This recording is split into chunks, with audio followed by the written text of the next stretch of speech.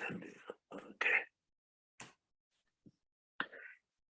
Que vale muchísimo la pena que lo leamos, pues. No te oigo, Reina, tienes el micrófono apagado. Reina. Me perdí la última porque estaba de viaje y estoy un poquito atrasada Sí. con respecto a ti, pero ya me pondré al día. Pero Sí, no, ya comenzamos a leer el primer tomo, ¿no? Y sí, vamos a empezar, no sé, déjame ver si no sí, tomo conozco dos, mucho lo que le... tomo, Ah, tomo dos. tomo dos, sí, sí. Y estamos en un párrafo que comienza diciendo: el escéptico se burla de las runas. ¿Lo tienen? No, yo no traje el libro, lamentablemente. Ah, ok. O sea, vas a oír nada más. Perfecto. Ok, ok. ¿Los demás están ubicados? No los oigo. Oye, a los demás. Ábreles el sonido. No, pero que nadie me está hablando. Ah.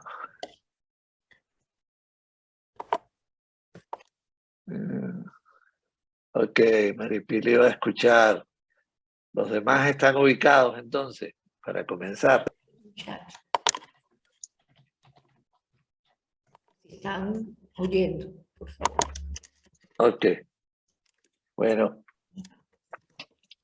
el escéptico se burla de las runas, objetando que cualquier proyección que uno pueda aportar a tales símbolos son arbitrarias. Sin embargo, algunos de estos símbolos se asemejan a ciertas posturas o posturas corporales que podrían describirse como una forma de yoga rúnico. Uno justificadamente supone que el respeto de Jung por su forma está justificado, aunque solo sea porque el mito sobre su origen en el sacrificio de Wotan de sí mismo los presenta, de sí mismo a sí mismo los presenta como un Domun Dei, emergiendo como lo hacen activa con Ja. Esta parte de la traducción me costó bastante. Es una lástima que no tengas ahí el libro. Ay, sí. Pero no tiene nadie los libros que están. sí, sí. Sí, lo voy a anotar. Tienes la página y lo reviso después en la casa. La página No, lo cual es, bueno, pero ya no, puse. es la parte del prólogo que Todavía hace está. Sandasane, que no es tan largo el prólogo realmente. En inglés, ¿cómo dice? ¿Cómo dice en inglés? No, ya te voy a decir cómo dice en inglés. Ya te voy a decir, ya voy. Déjame verlo en inglés.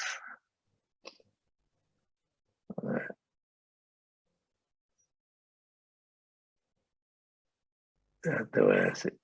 Lo estoy buscando.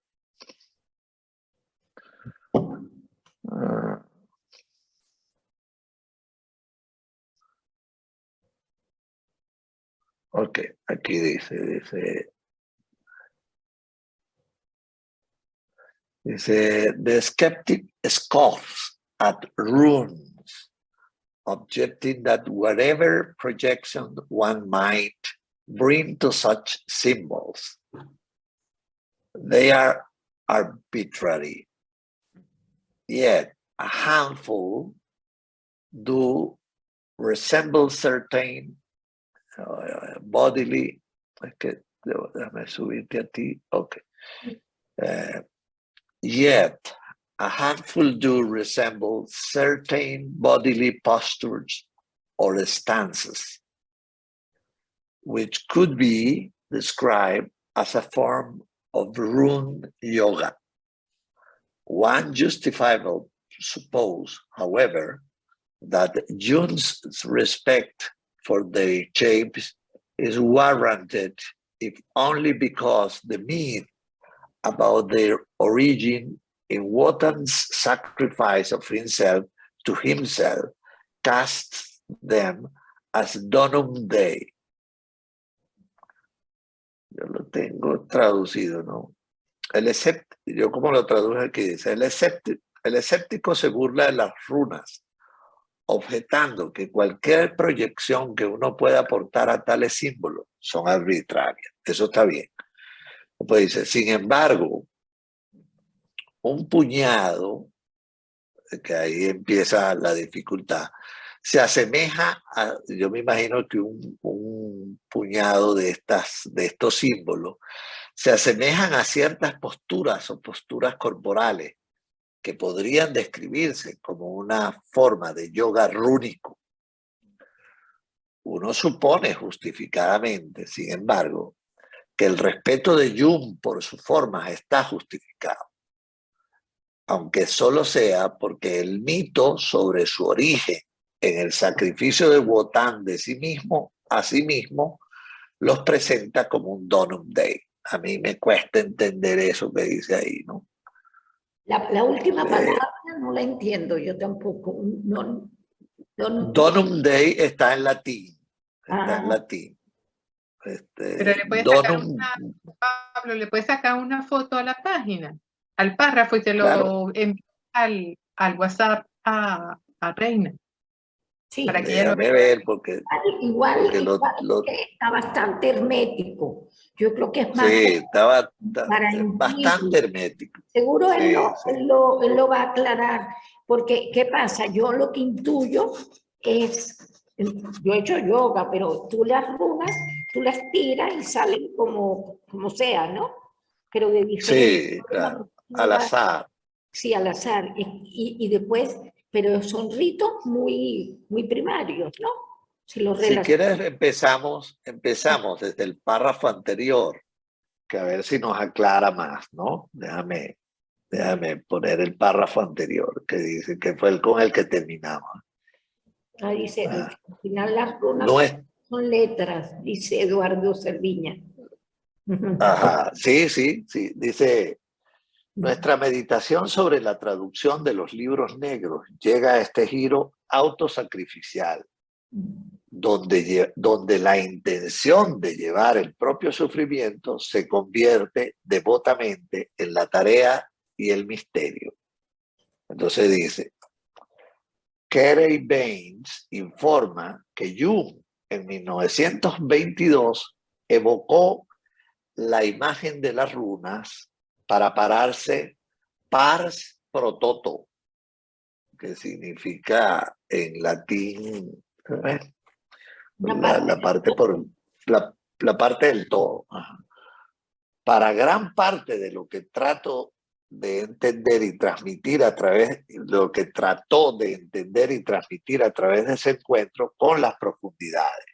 Entonces dice entre comillas, gran parte de su material que dijo ha llegado a usted como runas y la explicación de esa runa suena como la tontería más grande, como un sinsentido, pero no importa si el producto final tiene sentido, cierra comillas. El sentido fue la nueva hermenéutica a la que finalmente dieron lugar las runas. Para mí, ¿cuál sería el significado? El autosacrificio fue una cosa totalmente psíquica, ¿no? Cuando él sacrifica a Sigfrido. Él mata a Sigfrido, que es matar su héroe, ¿verdad? Entonces, lo que pienso es que es una parte de ese viaje simbólico de Jung, ¿no? Una parte de todo. También tiene que ver con esa cosa, porque si hay un poquito, yo no sé si subir un poquito más la lectura. Cuando él dice, en cartas fechadas el 13 de septiembre y el 10 de octubre de 1917, Jung escribió a Sabine Spielrein comentando el significado de ciertos jeroglíficos en un sueño que ella le había enviado, diciendo que, comilla, Por sus jeroglíficos estamos tratando con enagramas filogenéticos de naturaleza simbólica histórica, refiriéndose al desprecio impuesto a las transformaciones y símbolos de la libido por lo freudiano. Se describió a sí mismo como aferrado a sus runas, que no entregaría a aquellos que no las entenderían.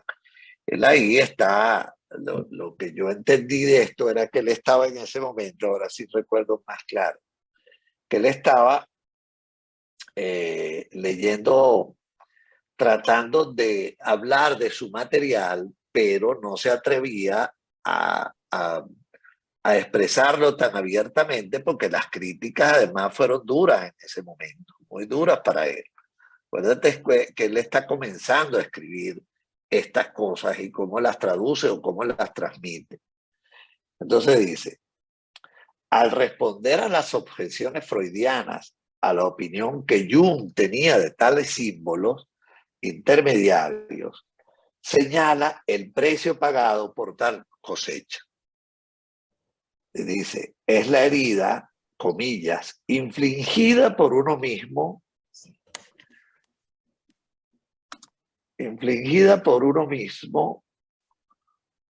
o profundamente reconocida por uno mismo.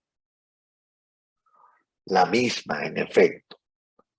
Entonces dice, nuestra meditación, y ya yo creo que está hablando ahí Sonu Sandasani de él, dice, nuestra meditación sobre la traducción de los libros negros llega a este giro autosacrificial, donde la intención de llevar el propio sufrimiento se convierte devotamente en la tarea y el misterio.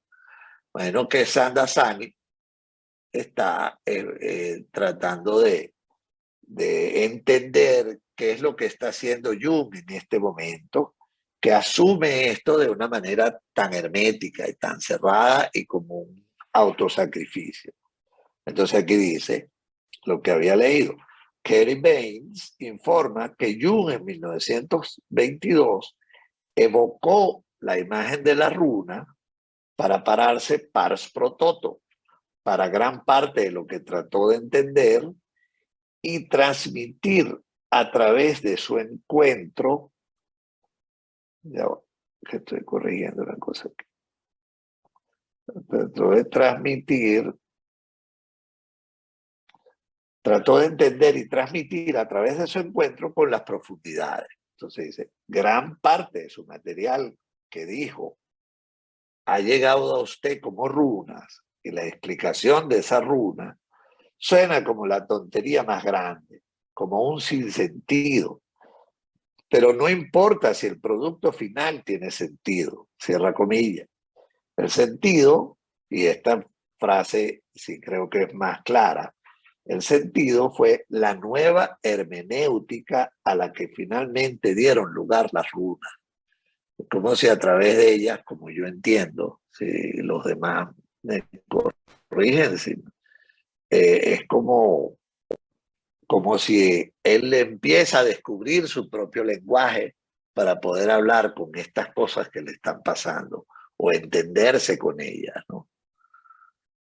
Entonces, y ahí empieza la nueva parte que quedamos, ¿no? El escéptico se burla de las runas, objetando que cualquier proyección que uno pueda aportar a tales símbolos son arbitrarias, diría el escéptico, ¿no? Sin embargo, algunos de estos símbolos se asemejan a ciertas posturas o posturas corporales que podrían describirse como una forma de yoga rúnico. Uno justificadamente supone que el respeto de Jung por su forma está justificado, aunque sea,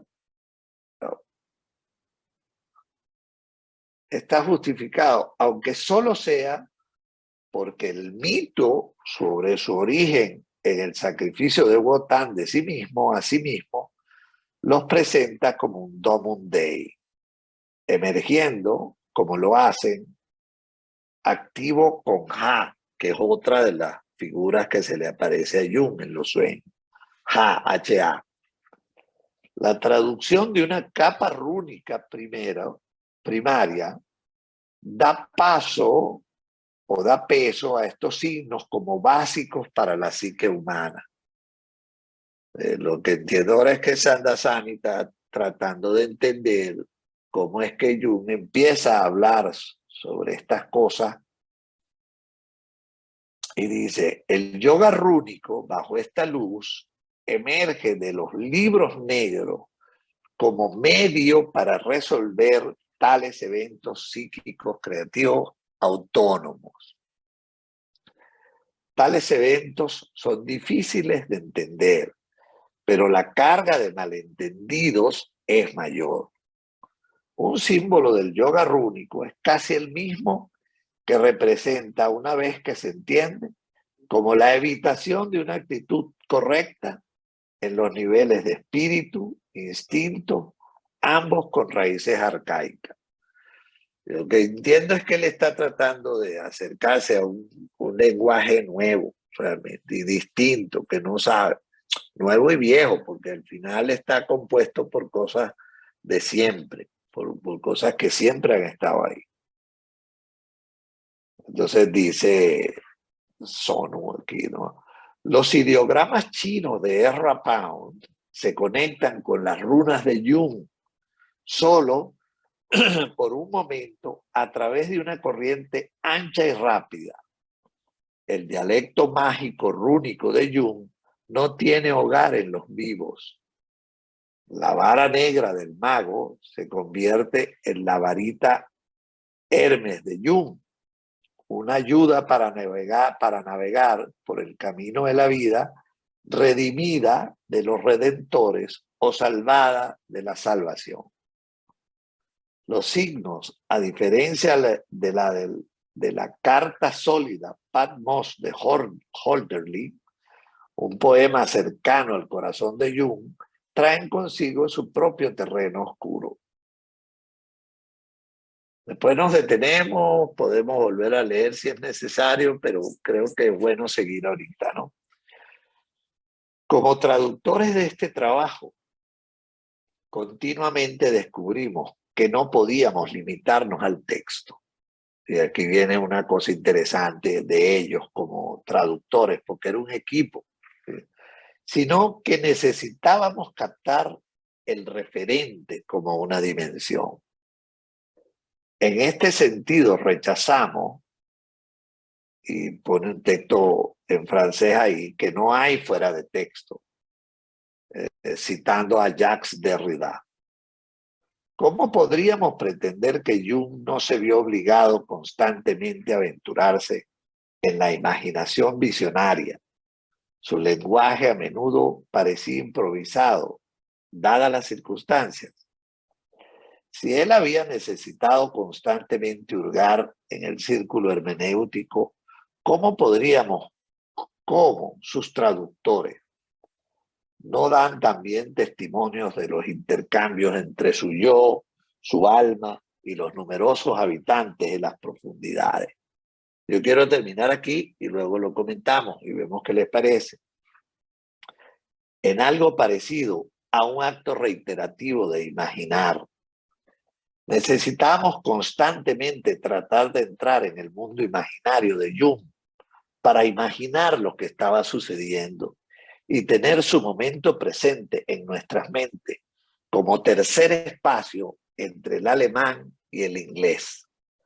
Lo que se requería a lo largo de nuestra colaboración era una sintonía con el mundo crepuscular de las imaginaciones de Jung, seguido de la búsqueda de cómo volver al mundo del inglés contemporáneo para transmitir fielmente tanto este texto como su fluctuante Ortstexte, o sea, su texto. Pues.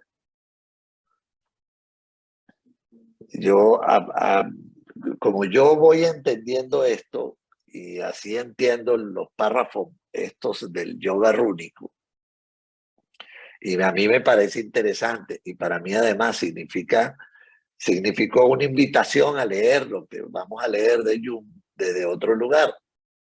Es como, mi fantasía es como, bueno, ¿cómo me dejo yo afectar por este texto para poder hablar de este texto?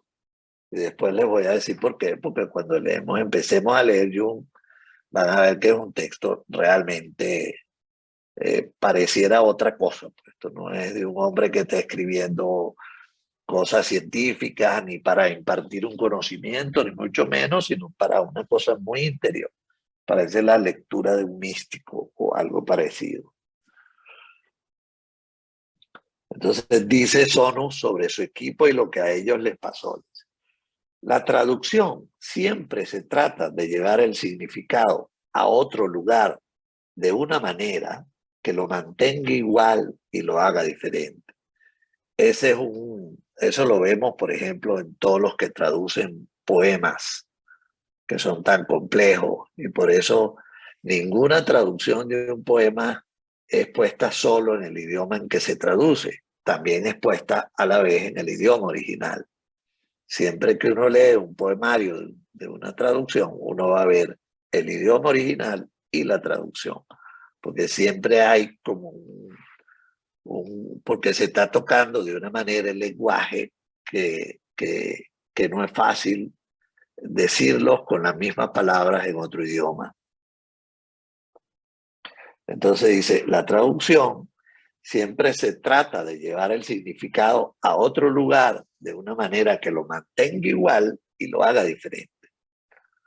Dice, translation latina, levantar algo y en otra parte, y ponerlo en otra parte. Si involucramos un texto no suficiente, entonces encontramos que estamos llegando allí al quedarnos también aquí para modificar la broma de Gertrude Stein, donde decía, no hay allí, solo porque se manifiesta aquí. Esto que sale a la luz sobre la translateral o translación en juego, que la traducción confesa oficial declara rutinariamente, puede ser el logro psicológico detrás de la manifestación en nórdico antiguo, primero entre las lenguas de Europa Occidental, de la forma del habla alrededor del año 400 a.C. Esto se desarrolló no acortando los extremos de las palabras y trasladando el elemento personal hacia adelante, como en latín y griego, sino afirmando el pronombre independiente. Evaluar el significado psicológico de este cambio lingüístico significa sopesar los cambios de perspectiva y también el acceso a la interioridad. A mí la lectura de esto, de Salto, me pareció sumamente interesante, bien difícil de agarrarla, de hilarla, y al final me quedo con la idea que ya les dije, pues que yo creo que entrar a leer, y mi invitación va por ahí, que leamos esto de una manera muy personal cada quien y que podamos ojalá compartir lo que podamos en este espacio con sus limitaciones. El intelectual refugiado austríaco Franz Borkenau atribuyó este cambio a una combinación de instinto primordial y esfuerzo intelectual. Sin embargo, en cambio, en sí, lo que ocurrió en otras lenguas del norte de Europa hizo que todas esas lenguas fueran intensamente psicológicas al tiempo que atraía a sus hablantes por primera vez a la primera persona del singular. Entonces, ¿qué podría haber debido en la psicología de Jung durante su desarrollo original en los libros negros a esta sutil transformación de la lengua alemana misma, con sus llamativas miradas sobre el hombro, tanto al griego gnóstico alejandrino como al latín, así como al nórdico antiguo?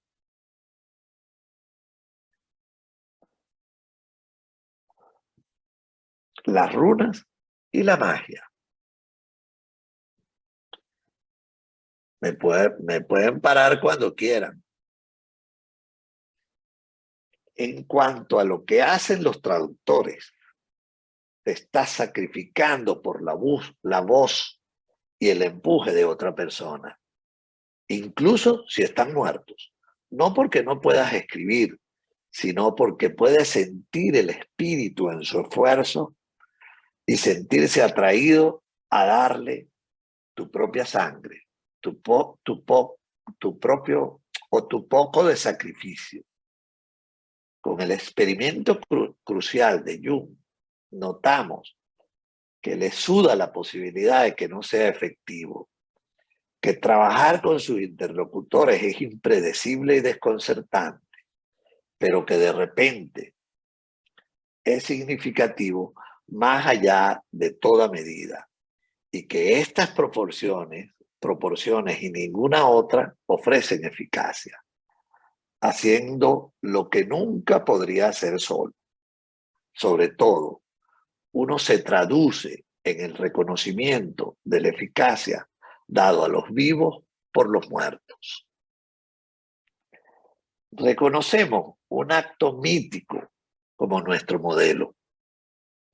En la nequia griega arcaica, el sacrificio de sangre convertido en un pozo para atraer a los espíritus zumbantes de los muertos. Sangre para los fantasmas, palabras de Ezra Pound, para su propia apropiación de la práctica homérica. Llegar a estas horas es levantar y llevar alerta y desnudamente, pero también caer bajo la influencia de Jung. Nuestras sensibilidades se vieron afectadas en un grado que otros podrían encontrar peculiar. Estos son los traductores, y Sonu Shamdasani está hablando en nombre de todo ese grupo. Cerca del comienzo de nuestras empresas, uno de nosotros escribió en su diario: sensación hoy de la obra una vez más corriendo por mis venas. Sentimiento mediúmnico. Entregarme a ella, mi voz, mi articulación verbal, la voz de los cuartos, de las sombras, las presencias que entrarán en el escenario público, a través de mi pluma y lenguaje, habla, de hecho, muerto, recibe mis libaciones, resuena una vez más. Esto le escribe uno del equipo de traducción, afectado o tomado por lo que está leyendo. Esto resalta el equilibrio que uno necesita cuando se involucra con las cortinas crujientes. Aparecen. Entonces tienes que aparecer. Respondes a la sangre. Entonces no solo debes donar sangre en primer lugar, sino también ser responsable de lo que escuchas. Después de todo, esto es solo una transacción iluminada, hiperlocal y más responsable que las que realizamos la mayor parte del tiempo. La traducción todavía cuesta sangre. El sacrificio corre la implicación. Alimenta esta visión como no alimenta ninguna otra de nuestra troika. En respuesta a la finalización de nuestra traducción, recordó un pasaje sorprendentemente relevante de Nietzsche. De todas las cosas, amo solo lo que está escrito con sangre. Escribe con sangre y descubrirás que la sangre es espíritu. A través de la práctica, llegamos bastante pronto a los siguientes principios del trabajo. Y aquí explica un poco cuál es. Primero, suavizar lo menos posible. Observa los contornos del discurso. Segundo, no añadir nada ni quitar nada. Tercero, cuando no pueda levantar y transportar deje señales para que los viajeros posteriores no se pierdan. Cuarto, escriba lo que hemos llegado tan pronto como escuchemos del zumbido cesar. Pone entre paréntesis, el sentido raíz de la runa es un cierto sonido estridente o ruido blanco. Escribiendo a su patrón al completar las pruebas de su traducción de Plotino, Stephen McKenna señaló humildemente. Esto me parece una belleza. Aquí dice, será digno de crédito, pero no se puede ocultar el hecho de que se podría gastar unas pocas décadas más en llevarlo a un pulido realmente. Esto a mí me recordaba yo dijera que algo que López siempre nos señalaba, que no leyéramos una sola vez, sino que leyéramos muchas veces. Y cuando él hablaba de los libros importantes, que una vez le preguntamos cuáles eran para él, él empezaba diciendo, primero Homero, varias veces. Como que siempre una primera lectura no es suficiente, ni una segunda. Entonces, 10 años después de la traducción de Liber Novus, la traducción de la primera parte de esta obra, que abarca las entradas desde el otoño de 1913 hasta el verano de 1916, nos brindó a dos de nosotros una buena oportunidad para continuar puliendo el trabajo realizado junto con Mark Kibbles, cuya fuerza reconoce tu gratitud. Sobre el libro Novus, el pulido continuó al mismo tiempo que estábamos, él pone la palabra es pelando el texto, yo me imagino que es trabajándolo pues, a una etapa anterior, antes de la propia de la oración de la literaria de Jung. Se nos unió en esto y en la traducción del material después de 1916, Martin Lipscher, proporcionando un nuevo par de ojos y habilidades lingüísticas. Para los tres, este trabajo ha sido un placer extenuante, pleno y una educación rentable. Ahora es el momento de liberar las runas traducidas a las que a su vez nos hemos estado cerrando. Si los resultados son dignos de crédito o no, es para que otros lo digan.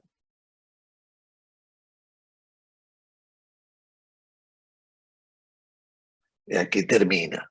No sé si quieren que hablemos un poquito sobre esto, que suena tan...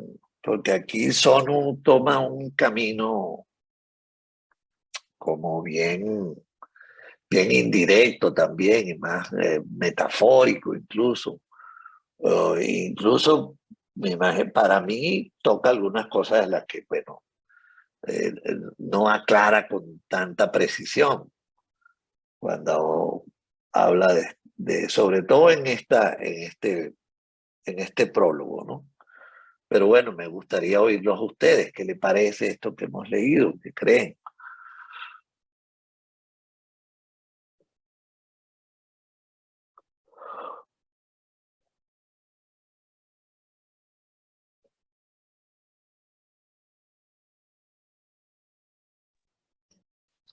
Mira, Pablo, por supuesto, yo siento que esto es material realmente muy profundo, ¿verdad? Muy crítico, porque es imágenes, son imágenes.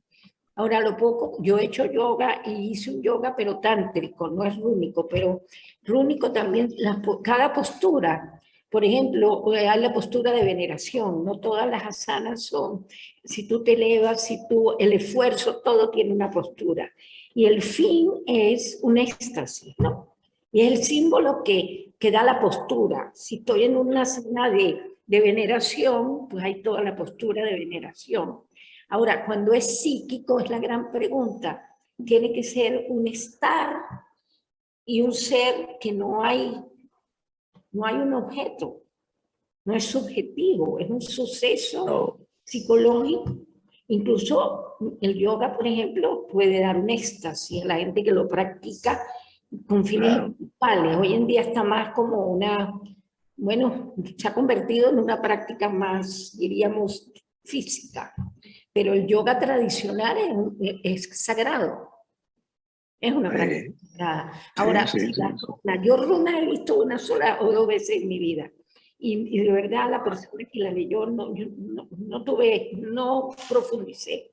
Pero viendo las figuras que estaba mostrándome la profesora aquí en el otro que está en el Google, hay posturas que sí me recuerdan las posturas que hacíamos en yoga tántrico, que era para conectar energías psíquicas, ¿no? Y ellos danzaban mucho en el yoga que yo estuve. Ese profesor está muy viejo, ya se retiró. Y es el sentido de eso. Ahora Jung, de verdad, yo creo que es o sea, está ahí mandándonos unas imágenes a un nivel, son crípticas, ¿verdad? Sí, claro. Son de él, pero no puede, de ahí surgió en él una manera de conectar unas energías muy profundas. A mí me está ayudando, te confieso, a leer, porque estoy leyendo en paralelo el libro que me mandaste sobre las reuniones que hacen James Hillman y Sonu Shandazani. No me habías comentado. Y yo dije, ¿será que no le gustó? No, me está encantado. Lo que pasa es que no lo he leído. Estoy encantado leyendo. Yo estaba lo mismo también. Pero, porque ellos hablan, ellos y él va diciendo un poco allí. Por eso es que lo que acabamos de leer, que es ese prólogo, a mí me pareció interesante, porque es como si hubiera metido al Sandasani en otra cosa también. Y a tratar, y a todo el equipo, y tratando de acercarse a lo que empezaron a leer, bueno, algo tiene que haberles pasado. Por eso es que yo insisto en que esto que vamos a leer de ahora en adelante, que ya Jung escribiendo sobre sus propias cosas, me gustaría pues que ojalá pudiéramos entre todos ir haciendo el ejercicio de que cada quien lea por su cuerpo, por decirlo de alguna manera, y que lea desde allí, que no lea literal, o que no me oiga literalmente, sino porque a mí las primeras cosas que leí me parecieron impresionantemente conmovedoras, y bueno, y pensar, este es otro Jung del cual yo tengo años leyendo, pues, esto es otra cosa, y creo que sí, y que es una invitación como mucho más específica a que seamos cada uno de nosotros y no junguianos, no sé cómo decirlo, en la medida que eso se dé o no se dé, o se pueda o no se pueda. No estoy diciendo que eso sea, sino que por lo menos esa actitud ante lo que nos ocurre a nosotros mismos, lo que nos pueda ir ocurriendo con esta lectura, pues lo consideremos, ¿no? Pienso que es así, pues. Sí, yo estoy de acuerdo contigo. Esta es otra cosa. He estado más, en los últimos tiempos he estado más familiarizado con el Kundalini. Y es igual. Hay algunos ejercicios que incluso han sido traducidos como Ego Eradicator, lo llaman, ¿no? Los erradicadores del ego. Que son posturas que obligan a trabajar no desde el ego y no desde la fuerza física, sino a trabajar desde la concentración, desde otro lugar, que yo creo que se aviene a esto que estamos planteando aquí, ¿no? Es decir, eso sí se aviene a eso.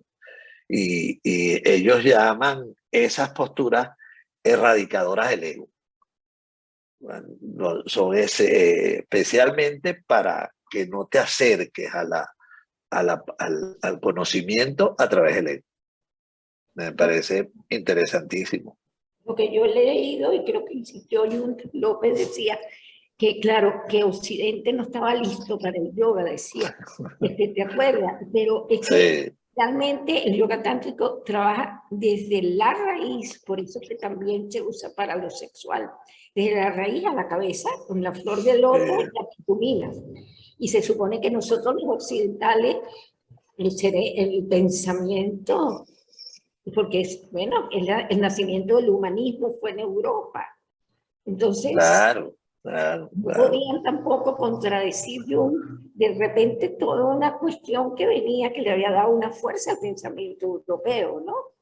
Y fíjate que por eso esto la familia no quería que se aportara, que se abriera, porque fue un viaje realmente hacia las profundidades de lo que tú dices, previas a la cultura verbal, previas a la cultura, del pensamiento, pues al nacimiento del raciocinio como no, previos a Grecia, ¿no? y mucho más en esa época, en ese momento, donde por un lado había una necesidad enorme del movimiento de la psicología naciente, de la psicodinámica, de imponerse como ciencia. Todavía uno siente que muchas personas hablan desde el psicoanálisis como una ciencia. Y yo creo que está lejos de ser una ciencia, pero yo no la voy a discutir con nadie. Pero tú sabes una preocupación que yo tengo actual, que los psicólogos actuales, las carreras ahora son neurocientíficos. Entonces, eso es un pastelado, porque te ponen que el cerebro se encontró, sí, tal cuestión que explica el trauma. Y entonces ya creen que se puede, se apagó, se fue, ajá. Te hablan como una propiedad, como que fuese científica. Bueno, siempre ha sido así, siempre ha sido así. Ahora, con la justificación neurocientífica, cogieron como otro aire, pero siempre ha sido así. Es peligroso tratarlo sí, cuando uno viene de esto, de la consideración al inconsciente, que sale un chamo de 25 años, no, yo tengo la verdad sobre la conducta humana, qué peligro, ¿no?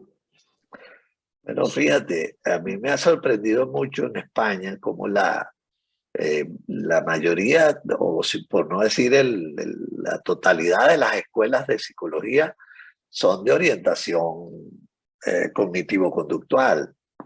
Ellos no conocen de psicodinámica, solo los que se interesan ya más a nivel personal que se puedan meter en eso, pero la mayoría, o sea, la gran mayoría, y la formación académica de la psicología es una formación cognitivo-conductual. Ellos no tienen idea de psicodinámica. Sí, pero entonces quieren tocar todas las esferas, y ese es el problema. Quizás en Europa es tan peligroso, o en Estados Unidos está bastante definido los campos, ¿no? Sí, y lo otro es que la psiquiatría que acompaña a esa psicología es muy médica. Claro. Entonces tú tienes una cosa ahí muy difícil, ¿no? Pero bueno, vamos, si quieres entramos un poquito en esto que creo que no vamos. Pero entonces vamos a ver Notas de Transformación, editado por Sonu Shamdasani, traducido por Martin Lipscher, John Peck y Sonu Shamdasani. La serie Filemón, con la colaboración de la Fundación de los Trabajos de C.G. Jung. Ese fue el equipo del libro 2, noviembre 12, diciembre 29, 1913. Este es ya los escritos de Jung, ¿no?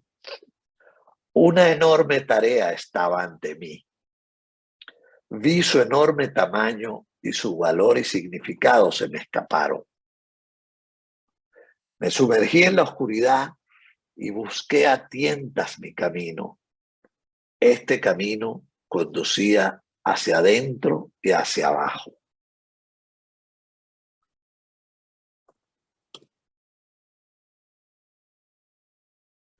...12 de noviembre 1913. Mi alma ¿Dónde estás? ¿Me oyes? Hablo, te llamo. ¿Estás ahí? He vuelto. Aquí estoy de nuevo. He sacudido el polvo de todas las tierras de mis pies y he venido a ti otra vez. Estoy contigo. Después de largos años, de largo vagabundeo, he venido a ti de nuevo. Debo contarte todo lo que he visto, experimentado y vivido. ¿O no quieres oír hablar de todo el ruido de la vida y el mundo? Pero una cosa que debes saber, lo único que he aprendido es que uno debe vivir esta vida.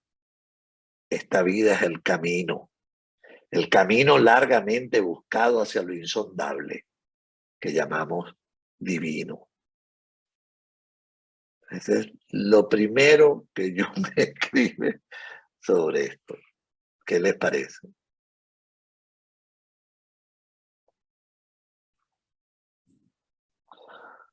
Si quieren lo vuelvo a leer. Sí, doctor, es una belleza, ¿no? De verdad que es conmovedor, conmovedor.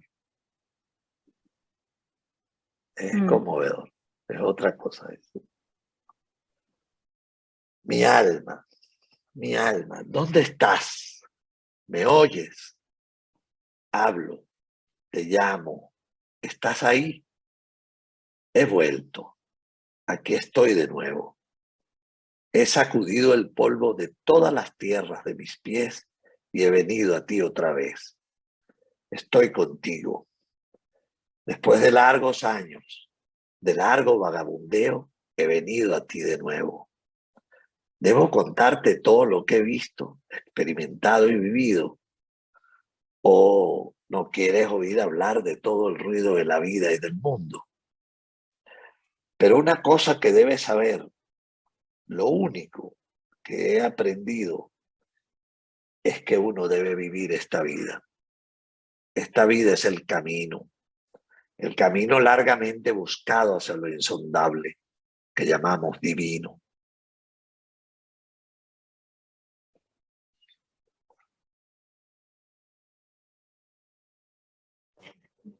Mira, Pablo, pareciera que puede sonar como un poema de Santa Teresa o un diálogo de San Juan de la Cruz. Absolutamente. Eso fue lo primero que yo pensé. Claro. Eso fue lo primero que yo pensé. Esa conexión que logran desde el espíritu algunos seres privilegiados que se pueden lograr, ¿no? Semejante unión.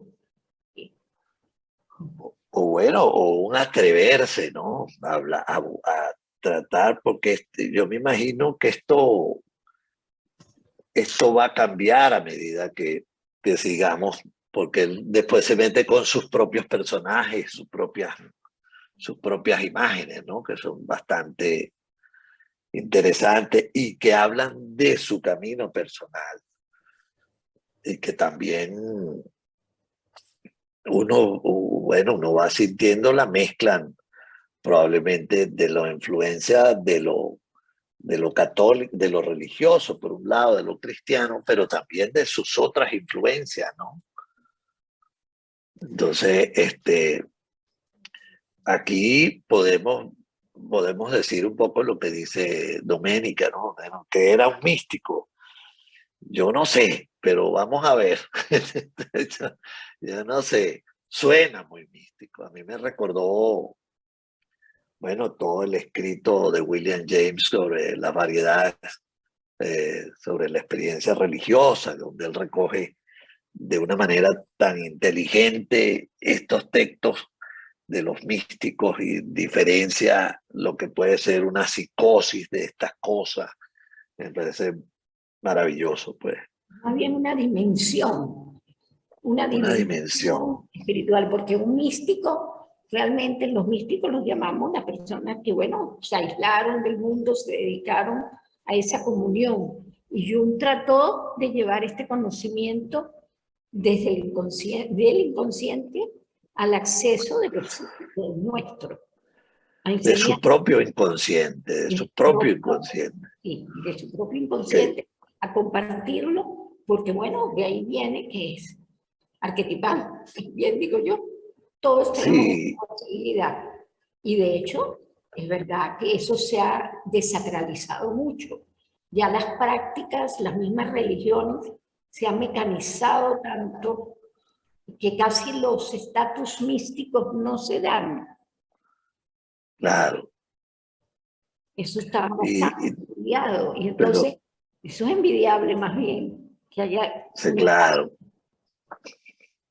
Por eso digo lo de, bueno, no, místico realmente, o bueno, un tipo que se atrevió a lidiar con sus propias cosas para por lo menos familiarizarse de una manera distinta con su inconsciente y con las energías de su inconsciente, ¿no? Y atreverse a asumir todos estos personajes que le venían a la cabeza de una manera u otra como personas con los que él tenía que entenderse y buscar, y por eso ahí no hay Cristos tan definidos, o hay figuras que van y entran, que empiezan como toda una dinámica con él, que yo creo que es de las cosas de las que más podemos aprender nosotros para nuestras propias cosas, pues, y nuestro propio trabajo con nosotros mismos. Fíjate que hay una valorización, Pablo, porque si no, no se hubiese atrevido a escribirlo, comentarlo, porque otro, no, yo soy un médico científico, él le dio el valor genuino a eso, y que yo creo que nosotros, estas generaciones, bueno, de verdad, cada vez nos podemos alejar más de vivir con esa completud, quizás, de la psique, ¿no? Es muy fácil alejarse. Lo más fácil es alejarse. Lo más difícil es no alejarse. Lo más difícil es profundizar. Es que no le damos el espacio.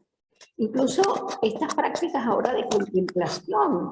No sé si conocen al filósofo coreano Han. Sí, ¿cómo no? Contemplación como la necesidad de Occidente, Byung-Chul.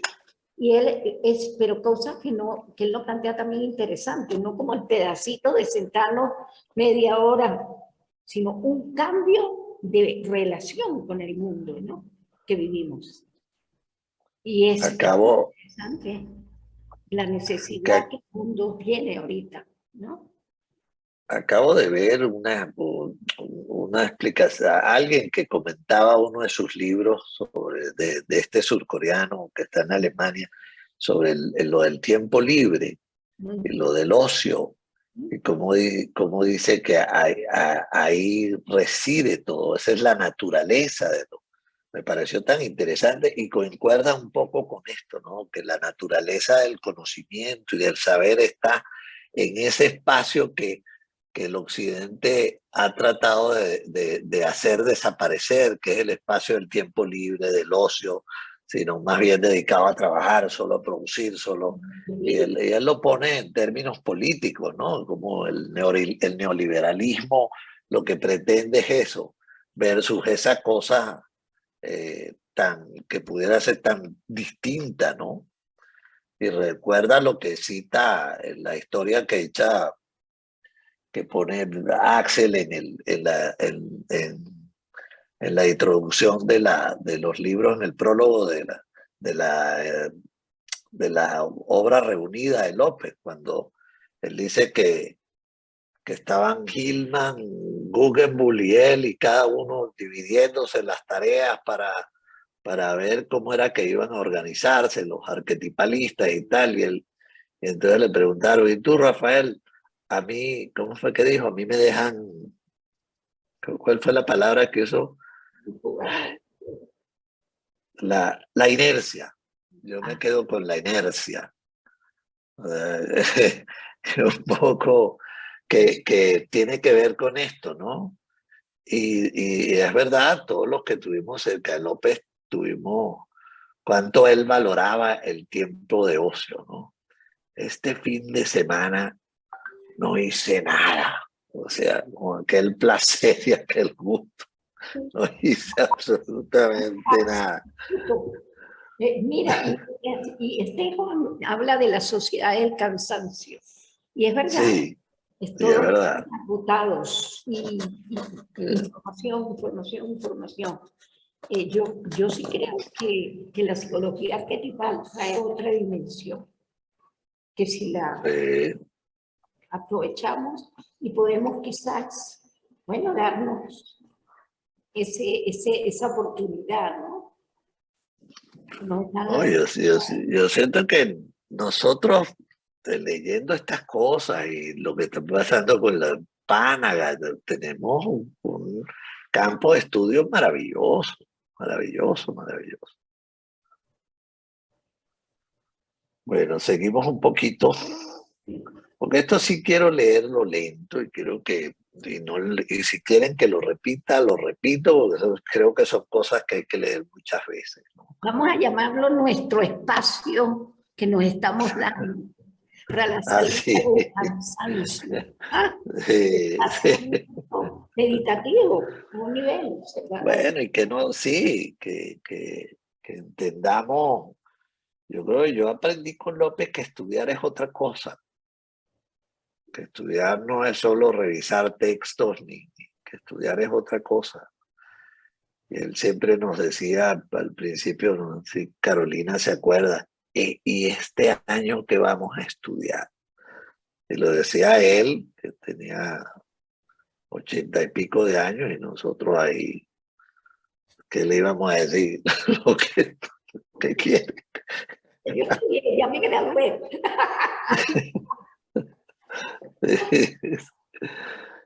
Bueno, seguimos aquí. No hay otra manera. Todas las demás formas son caminos falsos. Encontré el camino correcto y me llevó a ti, a mi alma. Regreso templado y purificado. ¿Todavía me conoces? ¿Cuánto duró la separación? Todo se ha vuelto tan diferente. ¿Y cómo te encontré? Qué extraño viaje fue mi viaje. ¿Qué palabras debo usar para decirte? ¿Qué caminos retorcidos me ha guiado una buena estrella hacia ti?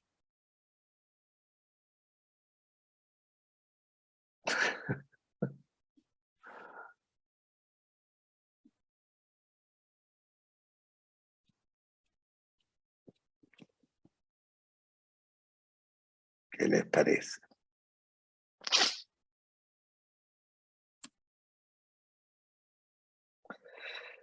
¿Qué les parece todo esto?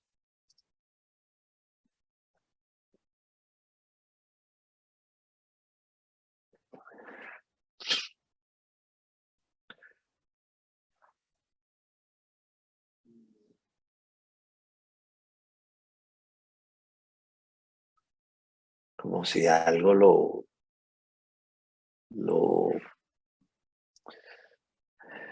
atrajera, lo sedujera, como que creo que también tiene que ver con ese feeling, ¿no? Por conocerse a sí mismo, por saber, no por saber de los textos, saber de lo que está afuera, sino saber de lo que está dentro. Y como si hubiera ahí una emoción que acompaña eso, ¿no?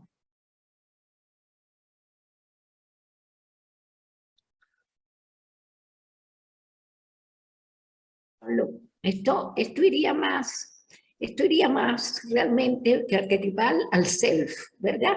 El self como arquetipo de sí mismo. Trabajo más con el self. Sí, yo lo entiendo y lo arquetipal ahí, pues que es como si él hubiese encontrado sus propias imágenes de sus propios arquetipos y las valorizara, las respetara y tal. Y por supuesto que eso lo debe, supone uno que eso lo debe conectar con el self, con su propio self. Por eso es que no es un método lo que él creó, Incluso leyendo a Hillman y a Sandasan, ellos se preguntan si todo lo que se han leído de Jung deja de tener sentido al lado de esto. Porque muchos se dedicaron como a, bueno, a desarrollar la teoría, a pulir los conceptos, a profundizar en ellos. Y esto tira para abajo todas estas cosas. Esto lo pone en otro lugar. Te saca de los conceptos, te saca de lo teórico. Lo pone en una cosa mucho más íntima, más personal. Por eso pienso que es a través del respeto de sus propias imágenes, que son las que los van a conectar con su base arquetipal, o sea, que por supuesto que lo va a conectar con el self, si lo queremos ver en términos teóricos, ¿no?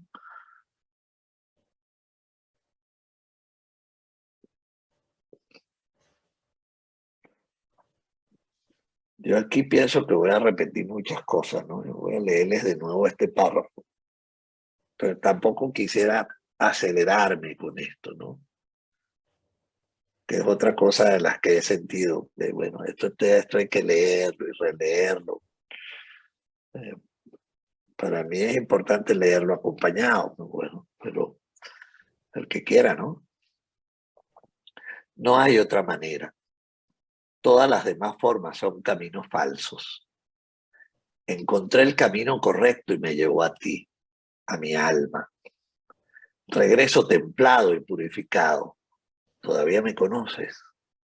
¿Cuánto duró la separación? Todo se ha vuelto tan diferente. ¿Y cómo te encontré? Qué extraño viaje fue mi viaje. ¿Qué palabras debo usar para decirte qué caminos retorcidos me ha guiado una buena estrella hacia ti?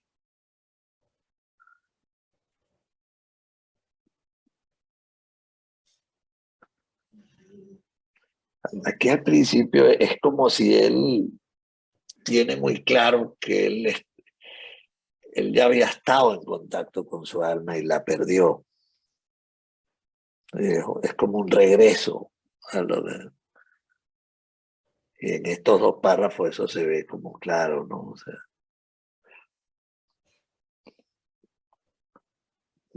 no sé por qué lo hace, pero es como si él volviera, ¿no? ¿Cuánto duró la separación?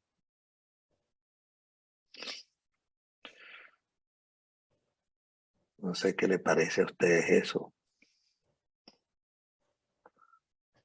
Bueno, no lo dice. A mí lo que se me ocurre es por qué hablamos de metanoia a una cierta etapa de la vida. Porque muy joven puede ser que tú sientas esa alma, pero es distinto porque realmente hay otras necesidades, ¿no? Porque él habla justamente de la midlife, la mitad de la vida, que puede venir ese encuentro, ¿no? Después de quizás, bueno, haber construido lo que el ego necesitaba, ¿no? Porque por supuesto, y él siguió con eso, y fíjate que él sostenía, no me puedo dedicar a eso, que es un poco la controversia actual con los psicodélicos, se me ocurre a mí. Que está buscándose con el psicodélico, conocer estos espacios, pero realmente, bueno, hay unos que lo están haciendo con chamanes, por ejemplo, auténticamente. Pero ¿qué pasa? Si yo tengo esas fuerzas y no tengo un trabajo con ellos, sino solamente sorprenderme de ese material vívido, puede también ser un escape. Y quizás por eso López le tenía como tanto miedo a todos esos estudiantes americanos que llegaron en la época de él en Suiza, que llegaban a buscar el self. ¿Ah? Yo estaba en Suiza, lo de España, pero lo interesante es ahorita lo que estamos viviendo, porque fíjate tú que si se están buscando experiencias y ya estás, ¿cómo no? Tú que estás en Europa, ya salen en las revistas, ¿ah? Sí, cómo no, sí. Más psicología del potencial humano de los 60, Todos esos jóvenes experimentaron. Y vino la psicología del cuerpo, y vino la aceptación del yoga, del tantra, todo eso, ¿no? Hubo un movimiento hacia la unificación del cuerpo también, en ese tiempo. Yo a veces tengo la fantasía de que eso siempre ha sido así, incluso cuando en otras épocas, eso siempre el hombre ha tenido como esa lucha entre el alma y lo que corresponde al alma y lo que corresponde al cuerpo, en ese sentido, a la vida cotidiana, que siempre. Y leyendo unas cosas, estoy leyendo de titanismo, lo que estamos leyendo en Pánaga de titanismo, que es tan bueno. Carolina, ya te vi la manito, Carolina. Entonces, pero para terminar, ¿no? Yo sí siento que esas cosas son, que realmente es una lucha eterna del hombre con eso. Y que los caminos ha habido siempre caminos, pero también ha habido formas de que esos caminos se transformen en doctrinas o en instituciones o en otra cosa. Carola. Pero primero, dale la palabra a Anicia, que tiene rato pidiendo la palabra. Ay, perdón, Anicia, es que tu manito estoy no la vi. subiendo la mano y con ganas que no me vean más bien, pero que a mí también se me ocurrió en esto que están conversando, lo que pues en algún lado le he leído a Jung sobre, claro, la conciencia, es decir, la relación con la interioridad que tiene el primitivo, por ejemplo, o que tiene el niño, y que él la asemeja allí, pues ya después uno crece y se cubren otras capas allí, pero bueno, esa relación que tiene el niño con su inconsciente, no sé hasta dónde se pueda estar refiriendo aquí con el reencuentro con el alma, pues. Es decir, como bajar todas esas capas, porque me da la impresión que eso que él describe aquí es una cosa como muy viva, ¿no? Una relación como viva con su interioridad, una dinámica completamente viva. Entonces, bueno, se me ocurrió que no sé hasta dónde se pudiese estar refiriendo a eso. Yo también lo he pensado así. Siento que uno lo ve en el indígena o en los primitivos y también en los niños. Ahora, ¿cómo haces tú para que un niño sostenga eso en el tiempo? Tiene uno que como padre o como abuelo estar como muy informado en eso, muy desarrollado en esa actitud. Como uno adulto volver a conectarse de esa manera, bueno, con toda esa cantidad de cosas que uno se llena y aprende a ver la vida y eso, cómo intentar hacer eso. Sí. Carolita, cuéntanos.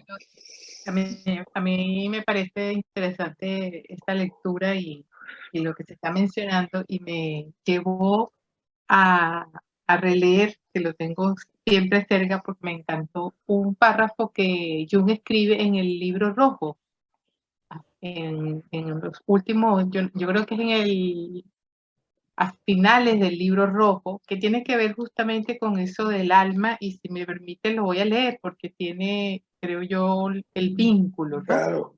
Claro. Y dice Jung, y abro comillas: estoy cansado, alma mía, demasiado duro mi andar, la búsqueda de mí fuera de mí. Ahora he atravesado las cosas y te encontré a ti detrás de todo. Sin embargo, en mi odisea a través de las cosas descubrí humanidad y mundo. He encontrado hombres y a ti, alma mía, te reencontré. Primero en la imagen que está en el hombre y luego a ti mismo. Te encontré allí donde menos te esperaba. Tú me hiciste ver verdades de las cuales yo antes nada entreveía. Me hiciste recorrer caminos cuya infinita longitud me hubiera asustado. Si el saber sobre ellos me hubiera estado guardado en ti. Anduve muchos años, tantos hasta olvidar que poseo un alma. Es Sí, una va, belleza, ¿no? va en esa Sí, línea. Eso está, claro, esa es parte de lo que eso es parte de exacto. lo que le está. Revisando lo que Sí, iba para hoy, me encontré otra vez con esto, ¿no? sí. El alma como ese espacio de descubrir, de permitirse salir, de encontrar cosas, pero sabiendo que va a regresar. Sí, y eso que decías tú, Anicia, también, ¿no? Como que, bueno, lo mejor es que uno pasa desapercibido y tiene mucho, históricamente mucho tiempo pasando desapercibido, que uno nace conectado con eso, por decirlo de alguna manera, y que en algunos momentos, más que otros, eso es como muy claro. Pero bueno, uno tiene que dedicarle a la vida práctica y eso se lo lleva todo, ¿no? Porque eso es así. Y estas cosas me recuerdan al poeta Cadena, los escritos de Cadena, que tienen, que van como por esa misma, cuando uno oye derrota o ve fracaso, ¿no? Es como un tipo que está Carrizo empeñado en no perderse, pues, no perder esa conexión más profunda de su vida, constantemente. Por eso a mí me ha dado tanta alegría que le han dado su premio. Es una cosa realmente de un gran reconocimiento y volvemos, ¿no? A un hombre que por otra vía, por otro lado, pues tú ves que siempre ha estado en conexión como, y como con esa pasión por eso, que es otra de las cosas que a mí me produce, me conmueve, ¿no? Hay como una pasión por eso, por mantenerse allí conectado, que no es nada fácil, ¿no? Yo Bueno, no o sé si como uno... dice Anicia, ¿no? Y tal vez lo que decía Jung posteriormente, ¿no? Que la primera mitad de la vida es construir hacia afuera. eh, Segunda mitad de la vida es reencontrarse y construir internamente. ¿Qué es eso? Pues salir, explorar, perderse, diluirse, confundirse, pero luego regresar. Que yo creo hay que unas este es el cosas, reto, regresar. hay unas cosas culturales allí, fíjate. En estos días veí una película, ya yo había visto una película sobre el mismo tema, que son lo que el accidente nuclear que hubo en Japón con la planta Fukuyama, eh, cuando ocurrió ese terremoto que fue de 9 grados en la escala de Richter y que después el maremoto, ¿cómo se llama?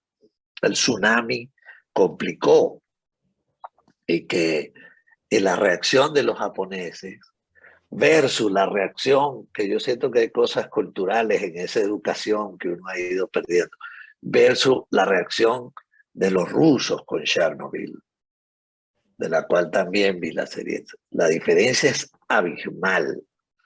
O sea, los rusos parten del hecho de mentir desde que arranca. Esto no lo puede saber nadie. Y lo niegan reiteradamente hasta que los suecos le dicen, mira, el aire mío está lleno de contaminación y eso viene de allá. No me sigas diciendo que no. Hasta que no pasan esas cosas, ellos no empiezan a reconocer. Y ese horror todavía lo viven. Pero esta serie que pasaron, que se la recomiendo, creo que está en Netflix, que se llama Las Horas, creo, Las Horas, los días se llama. Que son la actitud de estos japoneses, el espíritu de defender aquello y de tratar de controlar aquello como fuera.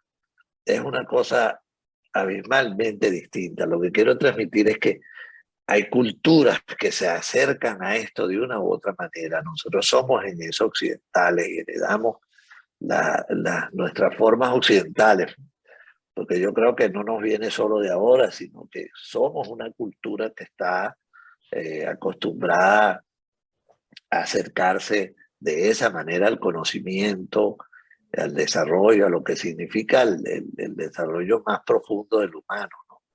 Y que se ha ratificado, uno lo ve, por ejemplo, en este país donde estoy ahorita, aquí es impresionante lo que esta gente no puede estar sin hacer nada, tiene que hacer. Tiene que hacer. ¿No? Ay, yo creo que no es tan simplista, pero hay una cosa muy fuerte con eso. Bueno, nosotros los latinoamericanos que nos ha tocado en ese sentido, cómo podemos, porque yo sí creo que estas cosas ojalá puedan de alguna manera influir y afectar la cultura, no solo la mente de cada quien, sino que, oye, que eso se transmita en una actitud con la cual se puede hacer cultura de otra manera, no de la manera que la hemos hecho solamente.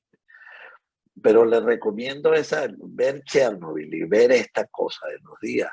Es una cosa, realmente tú ves dos respuestas tan distintas, tan distintas a un fenómeno muy parecido. Incluso la reflexión final de los 5 o 10 minutos finales de esa serie son de un profundo que vale la pena ver. Bueno, yo quería leer el último, pero creo que con esos dos podemos dejar hasta hoy y arrancar para la próxima con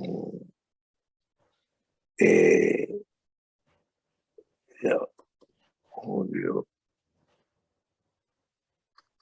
Y arrancar para la próxima con este otro párrafo, ¿no? Yo no sé ustedes, pero a mí esto me tiene muy entusiasmado. Y llegar aquí, te agradezco, Reina, porque llegar aquí ha sido fabuloso. Muy, muy bueno. Gracias.